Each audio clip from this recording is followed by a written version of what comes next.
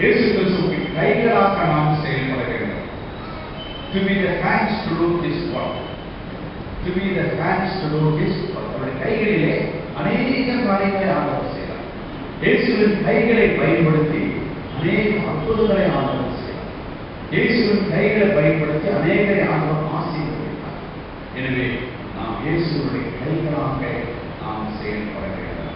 ஆண்டவர் இயேசு கிறிஸ்து திருச்சபையை முழுவதுமாக சார்ந்திருக்கிறார். எனவேதான் சொல்லுகிறார், இதான் என்னை அழைப்பது போல நானும் உங்களை அனுப்புகிறேன். உங்களை தான் நான் நம்பியிருக்கிறேன், உங்களை தான் நான் சார்ந்திருக்கிறேன். நீங்க என்ன வேற யாரும் எனக்கு என்ன செய்ய மாட்டாங்க, எனக்கு பிரதிநிதிகள் அல்ல. புறமதத்தை சார்ந்த நண்பர்கள் எனக்கு பிரதிநிதிகளாக ஆனவர்களை ஏற்றுக்கொள்ள முடியாது. நீங்க தான் வேதத்தை வாசிக்கிறீங்க, நீங்க தான் திருச்சபையில் அங்கமாக இருக்கிறீர்கள், நீங்க தான் ஞானஸ்தானம் எடுத்துக்கிறீங்க, நீங்க தான் கடப்பட்டு எடுத்துக்கிறீங்க, நீங்க தான் திருச்சபையில் அங்கமாக இருக்கிறீர்கள், நீங்க தான் வேதத்தை வாசிக்கிறீர்கள், நீங்க தான் விசுவாச பிரமாணத்தை சொல்றீங்க.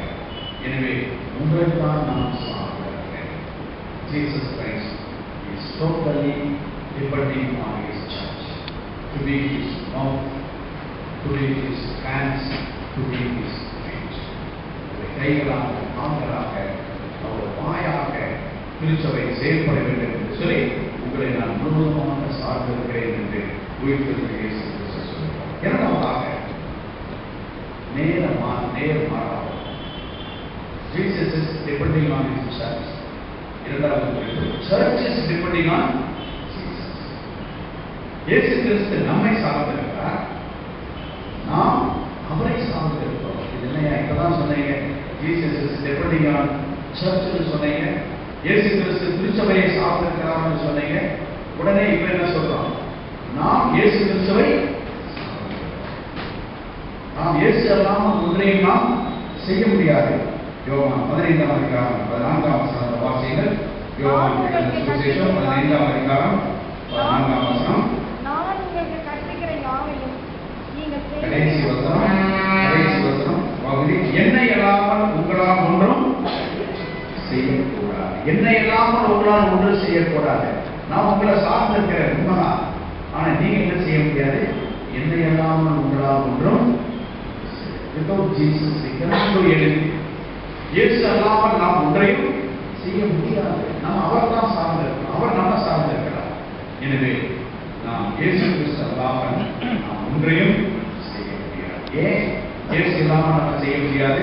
அவர் எங்கு அனுப்புகிறார்? லூக்கா 10ஆம் அதிகாரம் 3ஆம் வசனத்தை வாசியுங்கள். திருச்சபை இயேசுவையே சார்ந்திருக்கிறது. காரணம் என்ன? லூக்கா 10:3 புறப்பட்டு போங்கள், ஆட்டுக்குட்டிகளை எதற்குள்ளாக அவர்களை, நம்ம தான் யாரு? ஆட்டுக்குட்டி. நம்ம எல்லாம் ஆட்டுக்குட்டிகள், நம்ம தான் ஆடுகள். அவர் தான் யாரு? மேய்ப்பர். கர்த்தரை மேய்ப்பராக இருக்கிறார். நம்ம எல்லாரும் ஆட்டுக்குட்டி, நம்ம எல்லோரும் ஆடுகள். நமது ஆடுகள் எங்கு அனுப்பப்படுகிறார்கள்?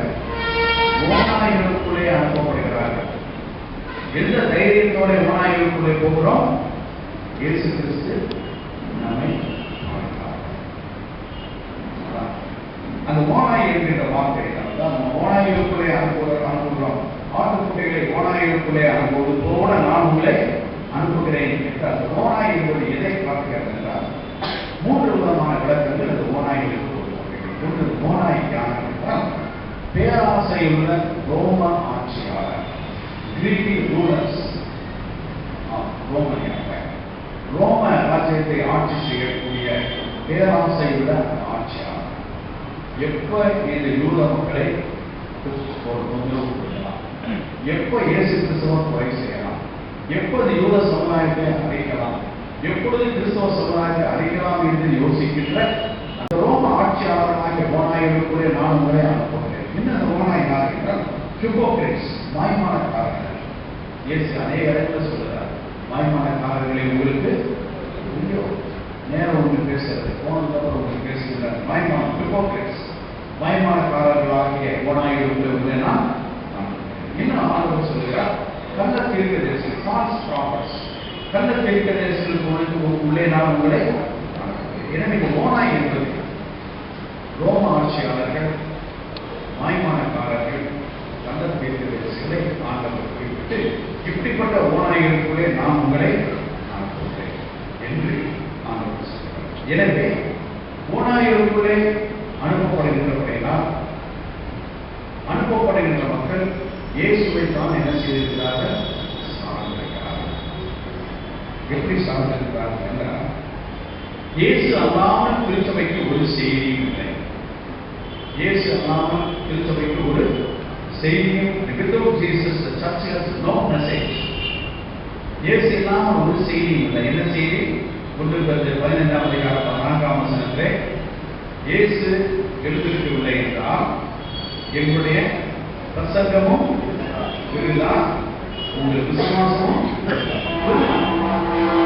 இயேசு எழுந்திருக்கவில்லை என்றால் எங்களுடைய பிரசங்கமும் விருதா, உங்கள் விசுவாசமும் விருதா, கிறிஸ்தவ மக்களாக இருப்பதும் விருதா, திருச்சபை மக்கள் என்று சொல்லுவதும்